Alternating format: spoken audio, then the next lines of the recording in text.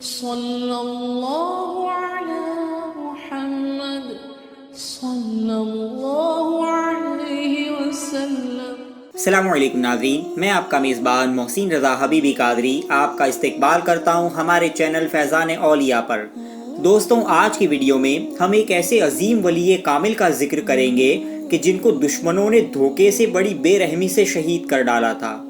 ان ولی کامل کے مزار مقدس کی آج بھی یہ خاصیت ہے کہ آپ کے مزار پاک پر جو بھی 40 دن مسلسل حاضری دیتا ہے اس کی من چاہی مراد پوری ہو جاتی ہے۔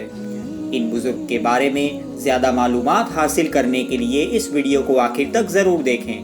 دوستوں، آپ کا مبارک نام حضرت عبدالصمد بن محمود بنیانی عباسی رحمۃ اللہ علیہ ہے اور آپ افضل خان کے نام سے مشہور ہے۔ آپ نسباً عباسی ہے، یعنی آپ حضور اکرم صلی اللہ تعالی علیہ وسلم کے محترم چچا حضرت سیدنا عباس رضی اللہ تعالی عنہ کی اولاد پاک میں سے ہے۔ آپ اپنے دور کے بڑے زبردست عالم دین اور فقیہ تھے۔ آپ گجرات کے بادشاہ سلطان ناصر الدین محمود شاہ عرف سلطان محمد شاہ کے زمانے میں قاضی تھے۔ سلطان کو آپ پر بہت اعتماد تھا۔ آپ سلطان کے بہت خاص تھے۔ سلطان کی عدالت میں آنے والے ہر مسئلے کا فیصلہ آپ ہی کیا کرتے تھے۔ آپ کی عدالت میں ہر کسی کو انصاف ملتا تھا اور ظالم کو اس کے کیے کی سزا دی جاتی تھی۔ آپ نے اپنی عدالت میں ایک آدمی رکھا ہوا تھا جس کا کام یہ تھا کہ جب بھی کسی معاملے کا فیصلہ ہونے والا ہوتا تو وہ شخص بلند آواز سے کہتا کہ افضل خان، ہر کام اور فیصلے میں انصاف کا ساتھ رکھنا، اپنے عہدے کا گھمنڈ مت کرنا، کسی کے ساتھ ناانصافی مت کرنا، یاد رکھنا کہ موت سر پر کھڑی ہے، تمہارا یہ قیمتی لباس اتار دیا جائے گا، تمہارے عالیشان مکان سے نکال کر تمہیں قبر میں رکھ دیا جائے گا، جو فیصلہ کرو موت کو سامنے رکھ کر کرنا کہ کل قیامت کے دن تمہاری پکڑ نہ ہو۔ جب عدالت میں یہ جملے کہے جاتے تو آپ خوف خدا سے کانپنے لگتے تھے۔ اس کے بعد آپ فیصلہ فرماتے اور مظلوموں کو انصاف اور ظالموں کو سزا دیتے۔ حکومت چلانے کے آپ کے مشوروں اور انتظام سے گجرات میں خلفائے راشدین کے زمانے کی یاد تازہ ہو جاتی تھی۔ آپ کا زمانہ وہ تھا کہ جس میں عالموں، فاضلوں، مشائخوں اور ساداتوں کی بے حد تعظیم اور تکریم کی جاتی تھی۔ ان بزرگوں کو جاگیریں اور وظیفے بھی دیے جاتے تھے۔ مسافروں کا خاص طور پر انتظام کیا جاتا تھا اور ان کا خیال رکھا جاتا تھا۔ کبھی کسی کو بھیک مانگنے کی نوبت نہ آتی۔ فقیروں اور مسافروں کو بہترین کھانا دیا جاتا تھا۔ ٹھنڈی کے موسم میں عمدہ گرم کپڑے غریبوں اور حاجت مندوں کو دیے جاتے تھے۔ محلے کی ہر گلی کے چوراہے پر لکڑیاں جلائی جاتی جس سے غریب اور مفلس لوگ سردی سے محفوظ رہے۔ ہر موسم میں آنے والے میوے سب سے پہلے مشائخوں اور درویشوں کو دیے جاتے تھے۔ ماہ ربیع الاول شریف کی پہلی تاریخ سے لے کر 12ویں تاریخ تک روزانہ بڑی شان و شوکت سے محفل میلاد سجائی جاتی تھی۔ شہر کے بڑے بڑے علماء، سادات کرام اور مشائخ اعظام ان مبارک محفلوں میں شریک رہا کرتے تھے۔ ان بابرکت محفلوں میں حدیث پاک کا درس بھی ہوتا تھا۔ محفل کے آخر میں نیاز کے طور پر بہترین قسم کے کھانے لوگوں میں تقسیم کیے جاتے تھے۔ حضرت افضل خان رحمۃ اللہ علیہ خود بھی ایک عالم ربانی تھے اور علماء کرام کا بڑا ادب و احترام کیا کرتے تھے۔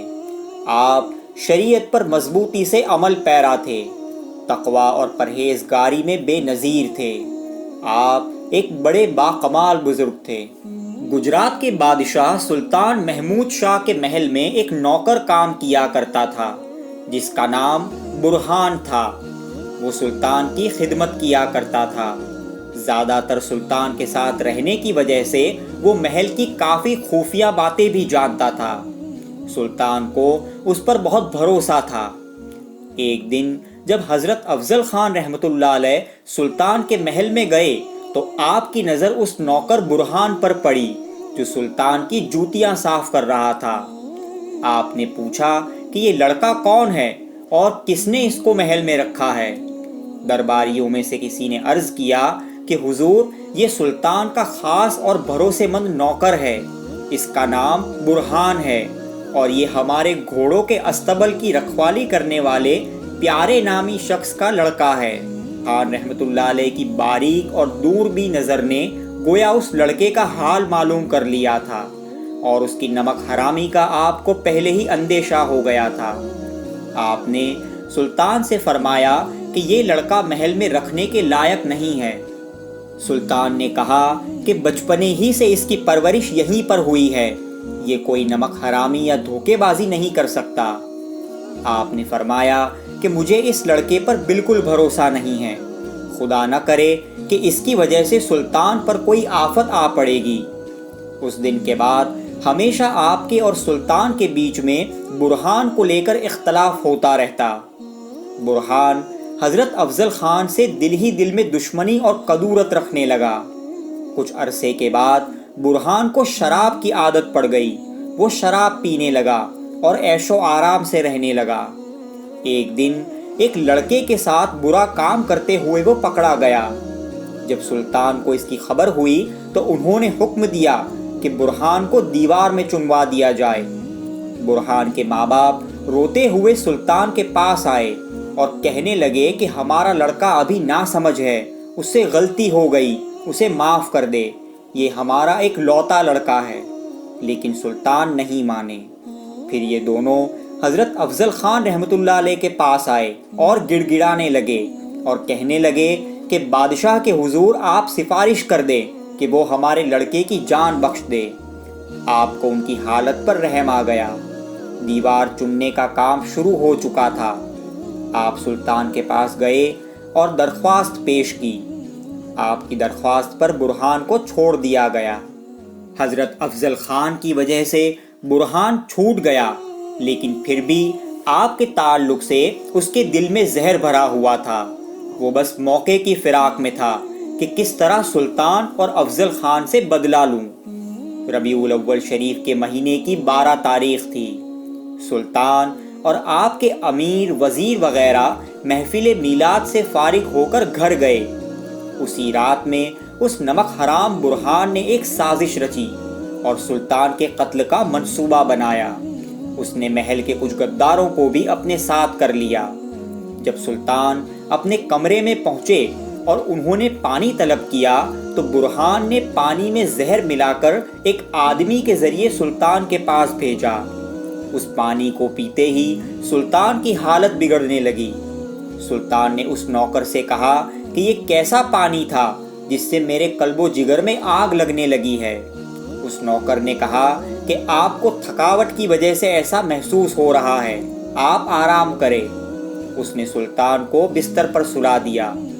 تھوڑی دیر میں جب سلطان پر بے ہوشی طاری ہو گئی تو برہان کمرے میں آیا، سلطان کے سینے پر سوار ہو گیا اور اپنے خنجر سے سلطان کا سر تن سے جدا کر دیا۔ اس نمک حرام برہان کے کچھ ساتھی اسی کمرے میں رہے۔ پھر رچی ہوئی سازش کے مطابق اس کا ایک ساتھی سلطان کے معتبر امیروں اور وزیروں کو بلانے گیا۔ ان سب نے یہ منصوبہ بنا رکھا تھا کہ اب جو کوئی سلطان کے کمرے میں آئے اسے قتل کر دینا ہے۔ سب سے پہلے سلطان کے ایک بہترین وزیر آصف خان کو بلایا گیا۔ وہ جیسے ہی کمرے میں داخل ہوئے تو انہیں شہید کر ڈالا۔ پھر خداوند خان کو بلا کر شہید کیا، اور پھر حضرت افضل خان علیہ الرحمہ کو بھی اسی سازش کے تحت کمرے میں بلوا کر شہید کر ڈالا۔ اس طرح سلطان کے دربار کے 12 بہترین لوگوں کو اس ایک رات میں شہید کیا گیا۔ یہ واقعہ 12 ربیع الاول شریف کا دن گزر کر جو رات آئی اس آدھی رات میں ہوا۔ ہجری 961 تھی۔ حضرت افضل خان رحمت اللہ علیہ نے ایک لڑکے کو گود لیا ہوا تھا جن کا نام شیروان خان تھا۔ انہوں نے اسی دن دوپہر میں اس نمک حرام برہان کو موت کے گھاٹ اتار دیا۔ سلطان محمود شہید کو اپنے جد امجد سلطان محمود بیگڑا کے گنبد میں سرکھیج میں دفن کیا گیا، اور حضرت افضل خان شہید رحمۃ اللہ علیہ کو اپنے ہی بسائے ہوئے محلے افضل پور میں دفن کیا گیا۔ حضرت افضل خان نے اپنی حیات پاک میں اس محلے میں ایک مسافر خانہ، ایک مسجد اور ایک مقبرہ تعمیر کروایا تھا۔ اسی مقبرے میں آپ کو دفن کیا گیا، لیکن حکومتوں کی افراتفری اور مراٹھاؤں کے حملوں کی وجہ سے مسجد شہید ہو گئی ہے۔ آپ کے مزار پاک سے آج بھی یہ فیضان جاری ہے کہ جو کوئی عقیدت مند اپنی کسی جائز مراد کی خاطر آپ کے مزار پاک پر 40 دن مسلسل حاضری دے تو اس کی وہ خواہش پوری ہو جاتی ہے۔ آپ کے مزار پاک پر حاضری دینے والوں کی آرزو اللہ تعالیٰ آپ کے صدقے میں ضرور پوری فرماتا ہے۔ آپ کا مزار پاک احمد آباد کے رائے پور سے سارنگپور جاتے ہوئے راستے میں ہے۔ ربیع الاول شریف کے 11ویں چاند کو آپ کا سنگل شریف ہوتا ہے اور 12 تاریخ یعنی عید میلاد کے دن آپ کا عرس منایا جاتا ہے۔ درگاہ شریف کے ایڈریس کی لنک آپ کو نیچے ڈسکرپشن میں مل جائے گی۔ دوستوں، اگر یہ ویڈیو آپ کو پسند آیا ہو تو اسے لائک کریں، شیئر کریں، اور اگر آپ نے ابھی تک ہمارے چینل کو سبسکرائب نہ کیا ہو تو سبسکرائب ضرور کر لیں۔ السلام علیکم ورحمۃ اللہ وبرکاتہ۔